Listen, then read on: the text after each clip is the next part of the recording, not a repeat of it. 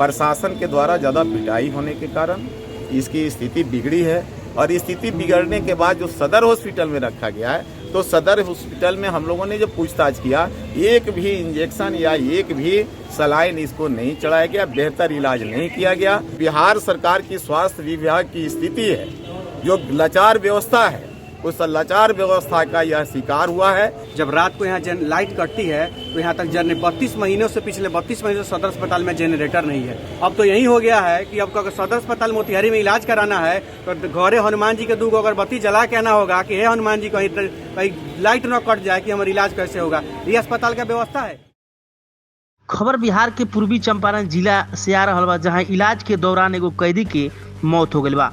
बता दी कि सदर अस्पताल में इलाज में लापरवाही के आरोप लगल बाटे। पूर्व राजद विधायक राजेंद्र राम सौ के साथ धरना पर बैठल बड़न।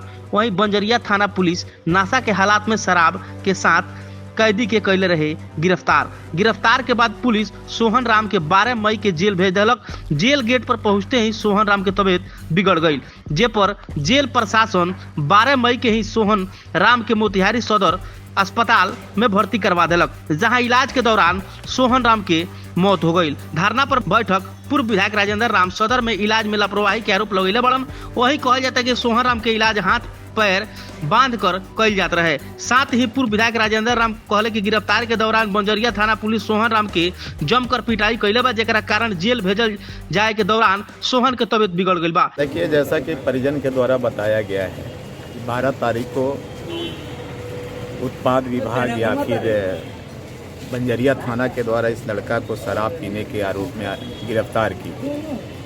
गिरफ्तारी के बाद इसको जेल के अंदर भेजा गया। जैसा कि जेल सुप्रिटेंडेंट से हमारी बात हुई है, तो उनका कहना है कि ज़्यादा तबीयत खराब देख करके हम लोगों ने सदर हॉस्पिटल को वापस कर दिया बेहतर इलाज के लिए। लेकिन हॉस्पिटल में आने के बाद न तो परिजन को कोई खबर है और नहीं हमको लगता है कि कोई बेहतर इलाज की व्यवस्था हुई है, जिसके कारण इसकी मौत हुई है। जब यह विशेष रूप से गंभीर बीमारी से अगर पहले से कहीं से ग्रसित नहीं था, उस तरह का कोई एविडेंस नहीं है, और इलाज गिरफ्तारी के बाद इस तरह की स्थिति पैदा हुई है, तो मेरा मानना है कि प्रशासन के द्वारा ज़्यादा पिटाई होने के कारण इसकी स्थिति बिगड़ी है। और स्थिति बिगड़ने के बाद जो सदर हॉस्पिटल में रखा गया है, तो सदर हॉस्पिटल में हम लोगों ने जो पूछताछ किया, एक भी इंजेक्शन या एक भी सलाइन इसको नहीं चढ़ाया गया, बेहतर इलाज नहीं किया गया।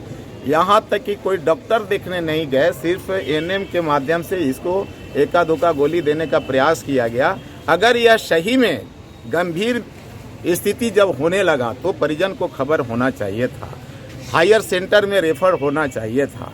इसलिए यह स्पष्ट लग रहा है कि यह बिहार सरकार की स्वास्थ्य विभाग की स्थिति है जो लाचार व्यवस्था है, उस लाचार व्यवस्था का यह शिकार हुआ है। और गिरफ्तारी के बाद जब नशा मुक्ति केंद्र सदर हॉस्पिटल में था, तो बेहतर इलाज के लिए हायर सेंटर में नहीं भेजना और यहाँ पर सही तरीके से इलाज नहीं होना, यह सरकार के प्रशासन और स्वास्थ्य विभाग की लापरवाही का परिचायक है। और निश्चित तौर पर हम लोग खड़ा हैं, यह सामाजिक सेवक कार्यकर्ता एक अनिकेत जी भी खड़ा हैं और बाकी लोग सभी खड़े हैं। हम लोग का मांग है सरकार से, हम लोग का मांग है प्रशासन से, जो हालात बना हुआ है इस तरह आए दिन उसमें जितने भी कैदी अभी पड़े हुए हैं नशा मुक्ति में, सबका कहना है कि हम लोग का कोई देख रेख नहीं होता और प्रॉपर ट्रीटमेंट इलाज नहीं होता। हार्ट का पेशेंट हैं, उनका कोई हार्ट का इलाज नहीं होता। उसी दरमियान हमको लगता है कि बेहतर इलाज इसका नहीं हुआ, जिसके वजह से मरा है। इसलिए सरकार की जो कुव्यवस्था है,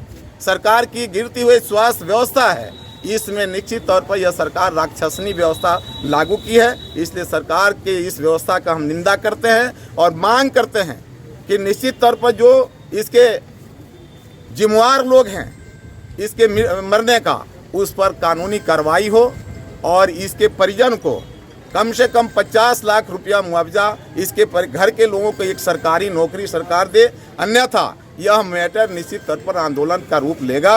और सरकार की यह लापरवाह व्यवस्था, सरकार की, अब सदर हॉस्पिटल की यह हालत है जहां हम लोग खड़े हैं, अब अंदाजा लगा सकते कि पीएससी और एपीएससी में गरीबों का इलाज कैसे हो रहा है।